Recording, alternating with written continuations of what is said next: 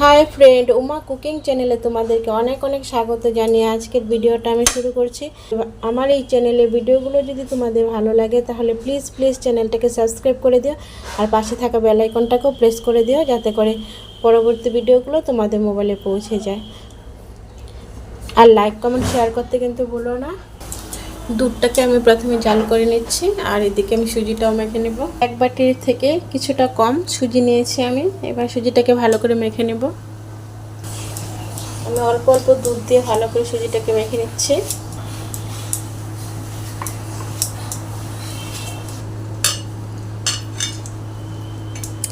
এবার আমি এটাকে রেস্টে রেখে দেবো 10 মিনিটের মতো। এদিকে কিন্তু দুধটাকেও আমি খুব সুন্দরভাবে একদম জাল করে নিচ্ছি। ঘন করে লাল লাল করে নেব। দুধটাকে জাল করে বসিয়ে রেখেছি, প্রায় আধ ঘন্টার মতো আমি দুধটাকে জাল করব। দুধটা জাল হচ্ছে, আর এদিকে আমি একটা ছোট্ট এলাচ মাঝখানে ফাটিয়ে দিয়ে দিচ্ছি। আমি দুধটাকে পাশে চুলাটাতে বসিয়ে দিয়েছি, আর এই চুলায় আমি একটা কড়াই বসিয়ে দিয়েছি। এবার আমি বাদ বাকি কাজগুলো সেরে নেব। এবার আমি এই কড়াইয়ের মধ্যে কিছুটা বাদাম ভেজে নেব। এদিকে কিন্তু দুধটা দেখো একদম কমে গেছে। এই দুধটাকে আমি পরে কাজে লাগাবো। আমার বাদামগুলো হয়ে গেছে, এবার নামিয়ে নিচ্ছি।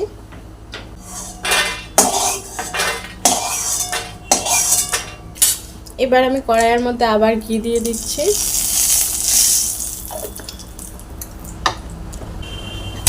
এবারে এই সুজি মেখে রাখা সুজিটাকে ভালো করে ভেজে নিব।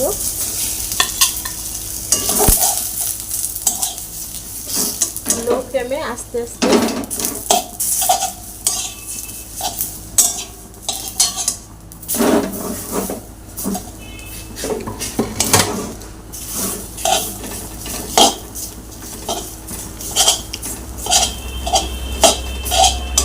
এইভাবেই কিন্তু আমি সুজিটাকে সুন্দরভাবে ভেজে নেব, একদম গুঁড়ো গুঁড়ো করে নেব। সুন্দরভাবে কিন্তু ভাজা হয়ে যাচ্ছে। এইভাবেই ভাজতে থাকবো আমি যতক্ষণ না ভাজা হয়। বেশি টাইম লাগবে না, কিছুক্ষণের মধ্যেই হয়ে যাবে।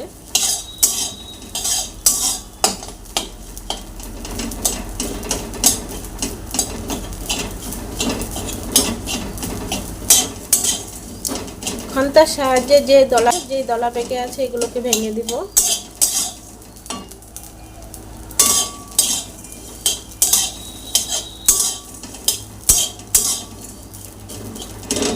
খুব সহজেই কিন্তু ভেঙে যাচ্ছে। সুজিটা ভাজা হয়ে গেছে, এবার আমি নামিয়ে নিব। নামিয়ে ঠান্ডা করে নিব।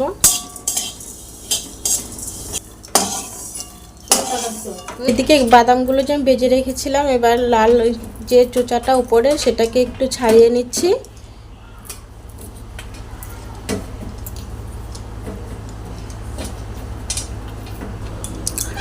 বাদামগুলোকে আমি ছাড়িয়ে নিয়েছি, এগুলোকে গুঁড়ো করে নেব। এদিকে আমি যে সুজিটা ভেজে রেখেছিলাম সেটাকে একটু গুঁড়ো করে নিচ্ছি।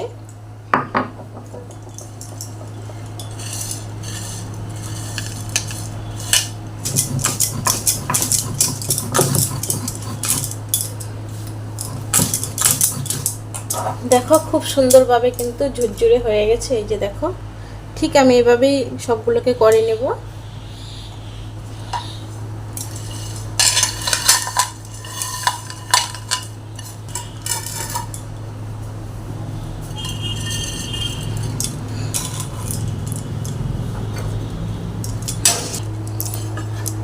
সবগুলো সুজিকে কিন্তু আমি সুন্দর করে দেখো গুঁড়ো করে নিয়েছি। তো মিক্সিং জারে দিলেও হবে, কিন্তু আমি শিলনোড়ায় বেটে নিয়েছি।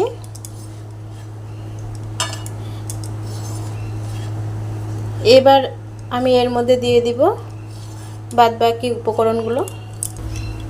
দিয়ে দিচ্ছি ভেঙে রাখা বাদামগুলো, আর দিচ্ছি আমি যে জাল করে রেখেছিলাম দুধটা, সেই দুধটা অল্প অল্প করে দিব।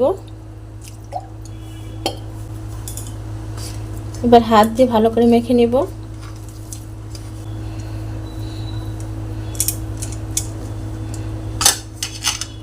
একটু মাখা হয়ে গেছে, এবার আমি এর মধ্যে দিয়ে দিচ্ছি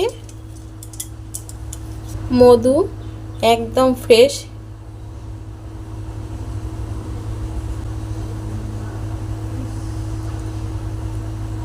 2 চামচের মতো মধু দিয়েছে।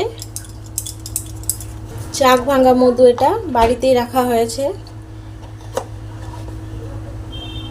আর দিয়ে দিচ্ছি ফ্রেশ ক্রিম।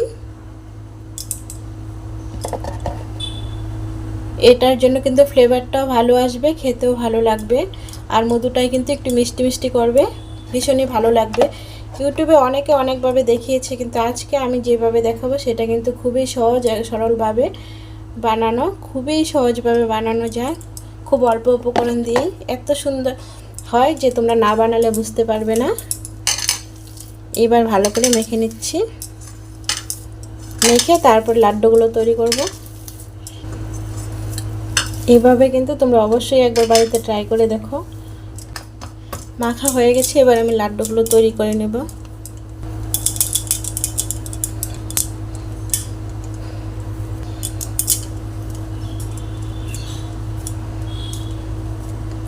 এইভাবেই আমি সব লাড্ডুগুলো তৈরি করব। আমার দুটো ভাইফোঁটা বা কালী পুজো বা লক্ষ্মী পুজো বা দুর্গা পুজো যে কোনো উপলক্ষে কিন্তু তোমরা এই লাড্ডুটা বানাতে পারো।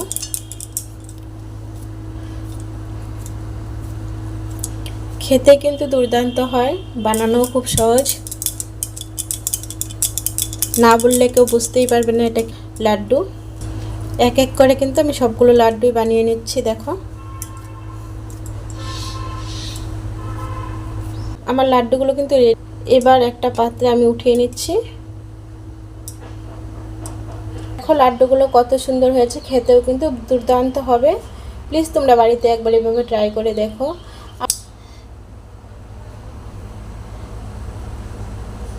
আমার এই চ্যানেলের ভিডিওগুলো যদি তোমাদের ভালো লাগে তাহলে প্লিজ চ্যানেলটাকে সাবস্ক্রাইব করে দিও, আর পাশে থাকা বেল আইকনটাকেও প্রেস করে দিও, যাতে করে পরবর্তী ভিডিওগুলো তোমাদের মোবাইলে পৌঁছে যায়। আর লাইক কমেন্ট শেয়ার করতে কিন্তু ভুলো না। আর বাড়িতে একবার হলে ট্রাই করে দেখো, ভীষণই ভালো হয়। তাহলে ভিডিওটা আজকের মতো এখানেই শেষ করছি, আবার দেখা হবে অন্য কোনো ভিডিওতে। টাটা।